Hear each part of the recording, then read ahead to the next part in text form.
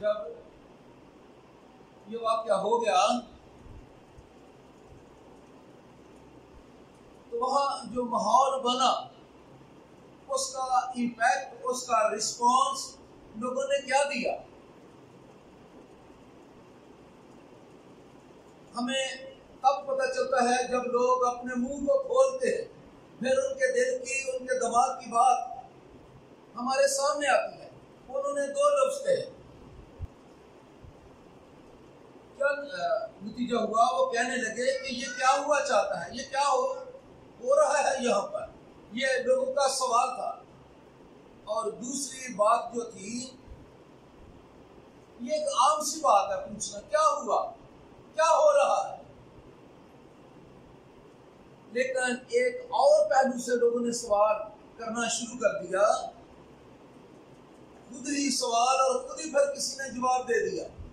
जो मुतलका लोग हैं जिनके बारे में बात हो रही है, वो भी कुछ भी नहीं कह रहे, और दूसरे लोगों ने मजाकन या ठट्ठा करके या हकारत से कहना शुरू कर दिया कि ये ताजा महक।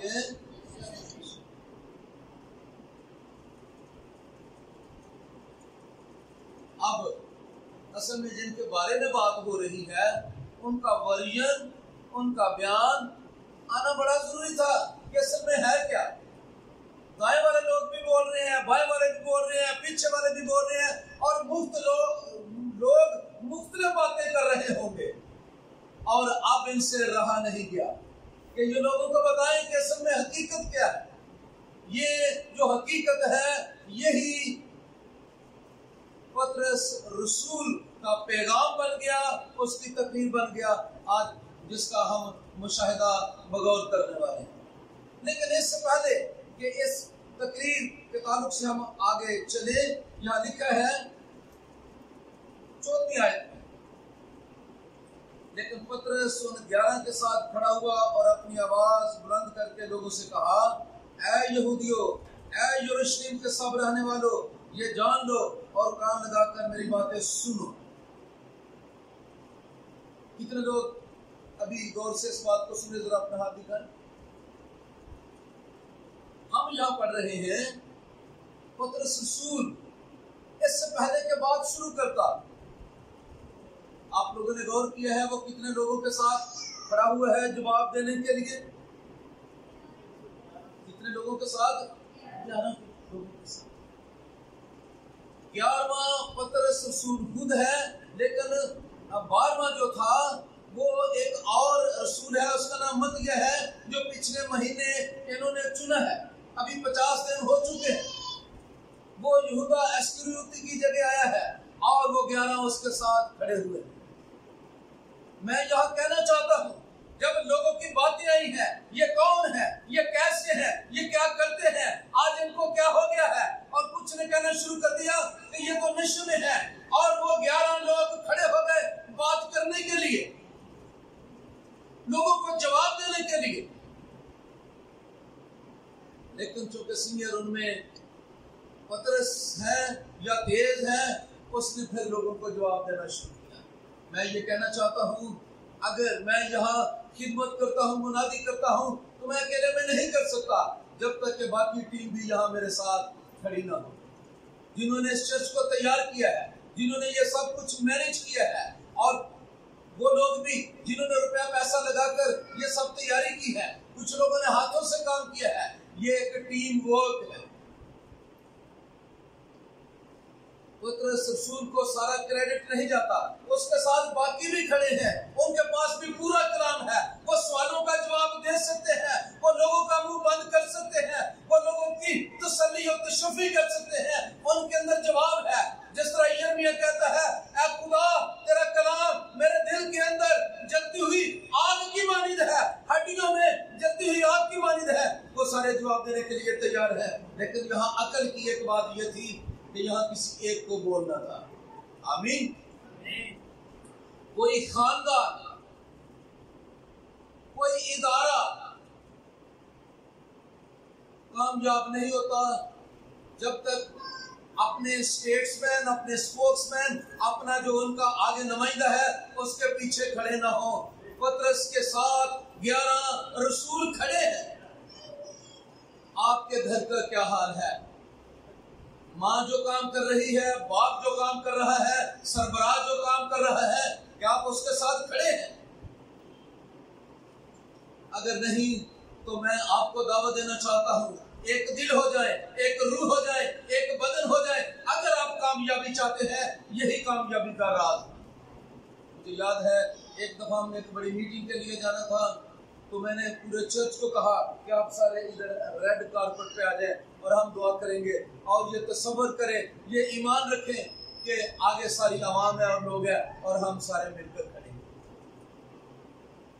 That was my own experience.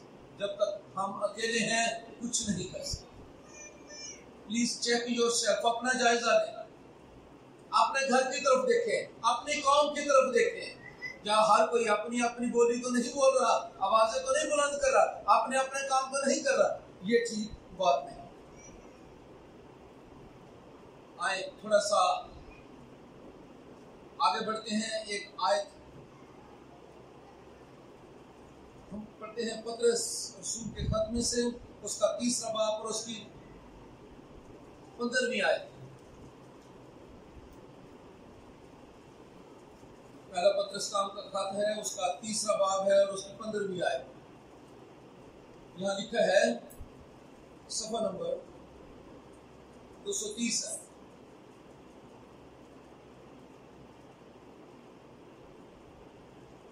मिल गया सबको? लिखा है, बल्कि मसीह को खुदावंद जानकर अपने दिलों में मुकद्दस समझो, और जो कोई तुमसे तुम्हारी उम्मीद की वजह दरियाफ्त करे, उसको जवाब देने के लिए हर वक्त मुस्तैद रहो। अगर आपको भूल नहीं गया तो मैंने आपको बताया था कि ये पतरस रसूल का लोगों को जवाब है। ये जो तकरीर है, ये जो उसने वजाहत दी है, ये जो उसने लोगों को एक्सप्लेनेशन दी है कि हमें क्या हो रहा है, यहाँ यरूशलेम में इस वक्त क्या हो रहा है, उसने जवाब दिया है। और उसको जवाब देने के लिए हर वक्त क्या रहो? मुस्तैद रहो, होशियार रहो जवाब देने के लिए।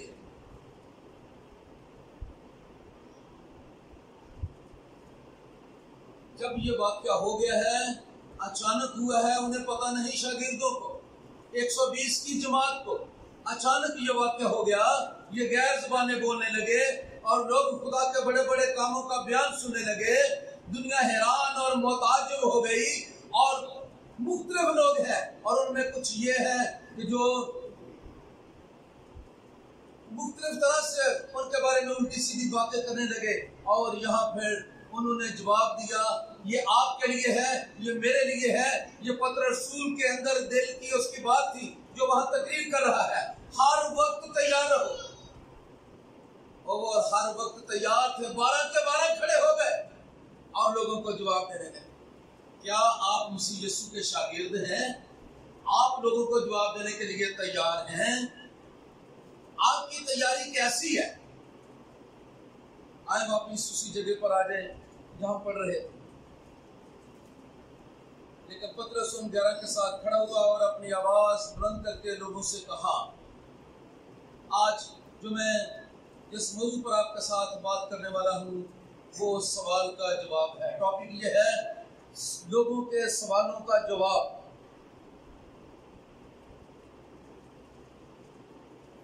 मसीह यीशु ने अपनी जिंदगी में 103 सवालों का जवाब लोगों को दिया। हमेशा लोग मसीह यीशु से सवाल करते और मसीह यीशु लोगों को उनके सवालों का जवाब देते। आप नोट कर रहे हैं? जो ईमान की किताब पढ़ रहे हैं, जो इसकी तशरीहात ले रहे हैं, मसीह यीशु की मुनादी लोगों के सवालों का जवाब था। जो लोगों के अंदर तशीनगी होती, भूख और प्यास होती, कुछ तो उसको चेक करने के लिए आते, आजमाने के लिए, और कुछ फिर इसलिए आते कि उन्हें बरकत मिले, वो जिंदगी पाए। निकोदेमुस रात को मसीह यीशु के पास आया, उसने भी सवाल किया। सारे ही लोग सवाल करते थे, निकोदेमुस रात को मसीह यीशु के पास आया। यूहन्ना की इंजील उसके 3 बाब में पहली आयत में, ऐ रबी, तू जो खुदा की तरफ से उस्ताद होकर आया है, जो मौजूज़े तू दिखाता है कोई नहीं दिखा सकता। और फिर यीशु ने उसकी तसल्ली के लिए कहना शुरू किया, आसमान की बादशाही में कौन जा सकता है, कौन नहीं जा सकता। सवाल का जवाब दिया। और मैं इसके लिए जब स्टडी ले रहा था तो ये मुकाशफा मुझ पर खुला कि मसीह यीशु हमेशा लोगों के सवालों का जवाब देते, लेकिन 2 सवालों का जवाब मसीह यीशु देते। आप नोट कर लें, आप आम लोग नहीं, खास लोग हैं। हम चुनी हुई कौम है। आपका मेथड क्या है? मसीह यीशु 2 सवालों का जवाब देते और तसल्ली के साथ लोगों का सवाल सुनते, फिर उन्हें जवाब देते, और फिर तीसरे पॉइंट पे कहते हैं अब मेरा भी एक सवाल है। आप नोट कर रहे हैं? आप जो ऑफिस वगैरह में जॉब करते हैं, आप जो स्कूल और कॉलेजेस में हैं, आप जो गली और माशरे में रहते हैं, मुमकिन है आपको भी लोगों के सवालों के जवाब से वास्ता पड़ा हुआ हो। आपका रवैया उस वक्त क्या है? क्या आप दब जाते हैं?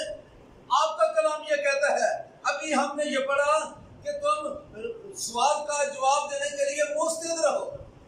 It is a good opportunity. गवाही देने के लिए ये एक बेहतरीन मौका है कि कोई आपसे पूछे, आपने ये क्रॉस क्यों लगाई है? आप नमाज कैसे पढ़ते हैं? आप रोजा कैसे रखते हैं? आपका दीन और आपका मजहब क्या है? आपका नबी कौन है? वगैरह वगैरह। आप खुश हो, शादमान हो, आपको बात करने के लिए मौका मिल गया। और मसीह यीशु का मेथड भी हम स्टडी कर रहे हैं। मसीह यीशु ने ज्यादा काम लोगों के सवालों का जवाब देकर बना दिए। 2 सवाल को सुन के फिर तीसरा सवाल खुद करते, क्या वो तुझे भी जवाब दे?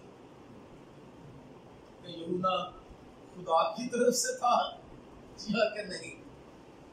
तो वो कहते हैं अगर हमने कह दिया खुदा की तरफ से, तो वो कहेगा फिर तुमने तौबा क्यों नहीं की, बपतिस्मा क्यों नहीं दिया? अगर हमने कह दिया कि नहीं तो ये लोग हमें मारेंगे, और वो हमेशा चुप रहते। यीशु के पास फिर इस तरह की बात होती।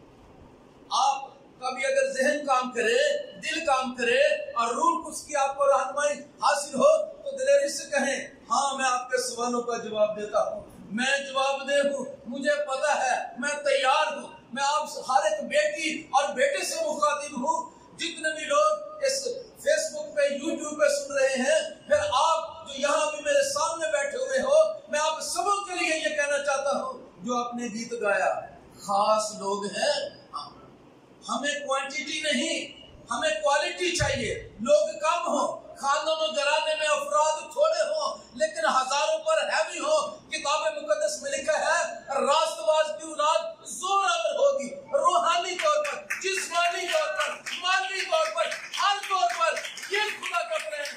लेकिन आप भी अपना जरा जायजा लें, खुदा बनाना चाहता है, खुदा के प्रोग्राम में शामिल हो। अगर आप खास हैं तो आपको तैयारी खास करनी है। अगर आप खास हैं तो आपको ट्रेनिंग खास लेनी है। अगर आप खास हैं तो आपकी स्टडी भी खास होनी चाहिए।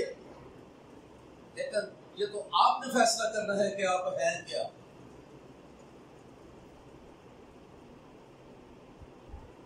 यीशु हमेशा ऐसे करते हैं कि लोगों के सवालों का जवाब देते हैं। आपको भी लोगों के सवालों के जवाब देने के लिए तैयार होना होगा और होना चाहिए। मैं इसके लिए रब से बोल चुका हूँ, ये एक अच्छा मौका है कि आप अपने ईमान की वजाहत करें। आप आपकी जो उम्मीद है, जो यीशु आसमानों पर आने वाला है, जिसका दुनिया इंतजार कर रही है, आप उसके बारे में बता सके। आपके पास जिंदा उम्मीद है।